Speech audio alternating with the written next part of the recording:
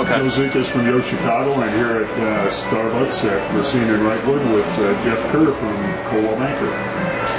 Jeff's going to be our tour guide today. Great. Longtime resident of Lincoln Park. Lived here 10 years. Lived in the Wrightwood neighborhood for the last 7. Several different locations. Just to kind of give you the lay of the land, the southern boundary of our neighborhood is Fullerton. Northern is Diversey. Then going to the east, we extend all the way to Halstead. And then to the west, depending on who you ask, the realtor maps say it is Southport, but it actually cuts off at Lakewood. Well, I think we use Southport too for a cutoff, Jeff, and the reason we do that is that Lakewood is not a continuous street. Right? Exactly right. It cuts off. So Dead ends. Seems like an odd kind of boundary. If you're looking at it as a neighborhood boundary. Right. Absolutely. Absolutely. You can't find it in places. Yep. Yep. It dead ends. Neighborhood organization here is Wrightwood Neighbors Association. And they're very instrumental in various neighborhood improvements with parks and schools and so forth. And we're looking at a pretty affluent area here. Yeah, you might say that. It's a great location, but you get a little bit further east, west, where we are, it gets a little bit less congested. Street parking is easier, a little bit more room to move about. But yet you're still walking distance from Wrigley Field, Armitage, and the shops along Armitage. Several parks in the area.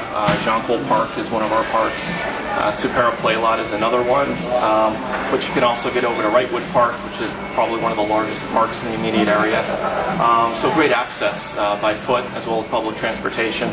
We've actually got 2 L stops. The Fullerton stop services the red line, and it's where a lot of folks change from the brown to red to head down to the loop.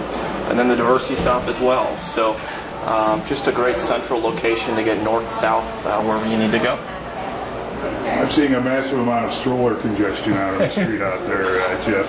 Is that very typical of the area? You'll often see my wife and I with our young daughter rolling around the neighborhood on the weekend. This is kind of a very busy corner, you might imagine, on a Saturday and Sunday morning. It's right next to the Supera Play Lot, which is a play lot for young kids. So it's great to come here, get a cup of coffee, and then stroll down on a nice spring day. So great location. This is the one Starbucks in the immediate neighborhood that really services this area. You can definitely see the traffic here. And the real reason for that is Wrightwood cuts right by here, and it's a way really to avoid the traffic on Fullerton or the traffic on Diversey. If you have ever traveled west on either of those roads, you'll sympathize. So Wrightwood is definitely the cut through, the shortcut, so to speak. Looks like a young person's ghetto around here too. Is that an accurate impression, or is it? Yeah, I'm not sure what the demographic is specifically. A good mix, though. There are, some affordable single families, mostly frame. What passes for affordable? Probably you're looking at $750 to $800 for a frame, single family, and then on upwards from there. So you're on your larger streets, for example. This is Racine here. You might see some bigger square footage single families, upwards of 2.5, and then it goes upwards from there as well. Some homes on double lots might reach up into the 4+ million range. So a definite mix of housing all the way from frame through solid masonry. And we're just right on the border of DePaul University there too. We are just on the border of DePaul. It's just to the southeast of us.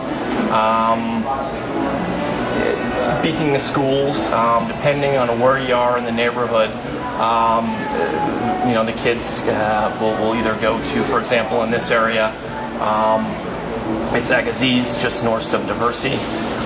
Moving a little bit further east, you might send your kid to Mayer, which is roughly at the corner of Racine and Webster. And then, further east from that, Alcott is another school as well that the area accesses.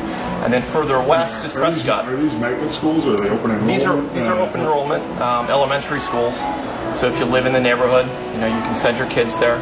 And then of course there are your magnet programs and your selective entry schools in the area.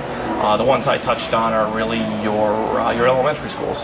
And then of course Lincoln Park High School is in the area as well, on Armitage and Orchard, I believe. And the elementaries are K-8? Or? Go up through K-8, right? K-8? Mm-hmm. Why don't we go outside and take a walk and see some of the neighborhood? Absolutely.